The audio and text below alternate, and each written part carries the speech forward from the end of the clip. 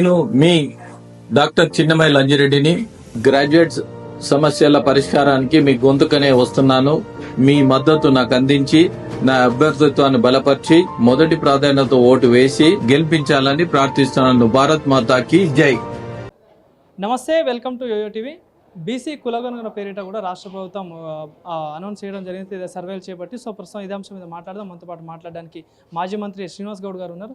అలా ఎట్లా చూస్తారు? అయితే కాంగ్రెస్ ప్రభుత్వం బీసీ కులగణన చేపడతా అని చెప్పేసి ఒక సర్వే ప్రకటించింది. సో మరి అది ఏం చెప్తారు దాని గురించి? ఇది పచ్చి దగా మోసం, బీసీ సమాజాన్ని అవమానపరచడం. ఇంత కూడా ఓటర్సే 3,40,00,000 మంది ఉన్నారు. 2011 సెన్సస్ ప్రకారమే 3,50,00,000 ఉన్నారు. పెరుగుతుంది జనాభా కానీ తగ్గుతుందా చెప్పండి? కనీసం చూడ్డానికన్నా అరే ఓటర్స్ చూస్తారు, ఓటర్స్ చూస్తారు. 10 మంది ఉంటే 5 మంది ఓటర్స్ ఉంటారు, 5 మంది పిల్లలు ఉంటారు. పోనీ 3 ఉంటారు. మీరు ఈక్వల్గా తీసుకొచ్చిండ్రు అంటే అర్థమైపోతుంది కదా. ఇంకోటి, ఒక మంత్రి ఏమో 70% అయినట్లు, ఒక మంత్రి ఏమో 90% అంటాడు, ఒక మంత్రి ఏమో 100% అయిపోయింది అంటాడు.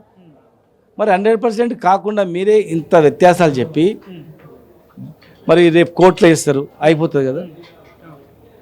అంటే ఏదో రకంగా ఆపండి, కోర్టులో ఇప్పించి ఏమైనా చేయండి, మీకు ప్రజలు ఏం చెప్పాలో చెప్తారు. కానీ జనాభాని తక్కువ చేసి చూపించడం అనేది ఏంటంటే ఖచ్చితంగా జనాభా తెలంగాణ సమాజాన్ని, బీసీ సమాజాన్ని అవమానపరచడం తప్ప అందుకని వేరే ఏం లేదు. అంటే ఒక పక్క అయితే బీసీలో అయితే 42% రిజర్వేషన్ కావాలని ఇప్పటి నుండి కొట్లాడుతూ ఉన్నారు. సో మరి అంటే ఏం చేస్తూ ఉంటారండి ప్రభుత్వానికి? మీరు ఏం చెప్తారు?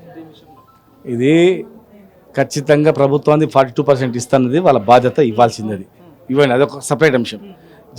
జనగణ అనేది ఇమ్మీడియట్గా మీరు మళ్ళీ రీసర్వే చేయాలి, సర్వే చేసి కరెక్ట్గా చేయాలా.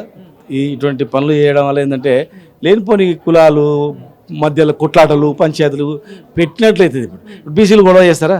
గొడవ చేసినప్పుడు ఎక్కడో దారి తప్పిపోతుంది. ఇంకా బీసీలు ఓసీలు ఉద్యమం లాగా అయిపోతుంది.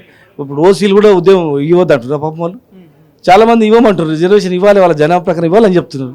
మీరు లేనిపోయింది పెట్టి కొట్లాలు పెట్టించి పంచాయతీ పెట్టించి పబ్బం గడుపుకోవడం తప్ప వేరే ఏం లేదు. అంటే 2014 బీఆర్ఎస్ గవర్నమెంట్లో చేసిన సర్వే ప్రకారంగా చూసుకుంటే అప్పటికి ఇప్పటికీ బీసీల జనాభా తగ్గి ఓసీల జనాభా పెరిగింది. అంటే వీళ్ళు చూపించిన లెక్కల ప్రకారం ఎట్లా చూడొచ్చు అంటే అట్లా కూడా ఒక రోజు చేస్తున్నా కూడా జనాభా పెరిగింది. ఒకే రోజు చేస్తే నువ్వు సంవత్సరం చేసి గిదా చేసింది, కొండను దోగి ఎలకబట్టినట్లు. కనుక ఇది ప్రభుత్వం మోసపూరితంగా బీసీలు మోసం చేయడం, తెలంగాణ సమాజాన్ని మోసం చేయడం, రైతులకు మోసం చేయడం, రాత్రికే నేను రైతు బంధు చేస్తా, టికా పడతా అని చెప్పి మళ్ళీ రోజు లేదని చెప్పడం. అంటే వాళ్ళకు అలవాటు అయిపోయింది. ఎలక్షన్లో అబద్ధాలు చెప్పి బయటకు వచ్చిర్రు. ఇప్పుడు అదే పద్ధతిలో ఉన్నారు తప్ప వేరే ఏం లేదు. ఖచ్చితంగా ఇది మోసం. ఇది సరి చేసుకోకపోతే వాళ్ళకి చాలా నష్టం. స్థానిక సంస్థ ఎన్నికలు రాబోతున్నాయి. సో మరి దీంట్లో ఎట్లా ఉండబోతుంది? దీని ఎఫెక్ట్ ఉండబోతుంది? ఖచ్చితంగా ఉంటుంది కదా. మీరు చూడండి, పెట్టినదే పెట్టండి, డిపాజిట్ గల్లంత అవుతుంది, సున్నా. సో రైట్, ఇది మాజీ మంత్రి శ్రీనివాస్ గౌడ్ గారు చెప్తున్నప్పుడు అయితే బీసీ కులగణ పేరిట చేస్తున్న కాంగ్రెస్ ప్రభుత్వం చేస్తున్న ఈ కులగణ సర్వే కాస్త 100% ఫేక్, ఇదంతా కావాలనే కుట్రపూరితంగా చేస్తూ ఉంది. సో దీన్ని మళ్ళీ చేపట్టాలంటూ కూడా శ్రీనివాస్ గౌడ్ డిమాండ్ చేస్తున్న పరిస్థితి కనిపిస్తూ ఉంది.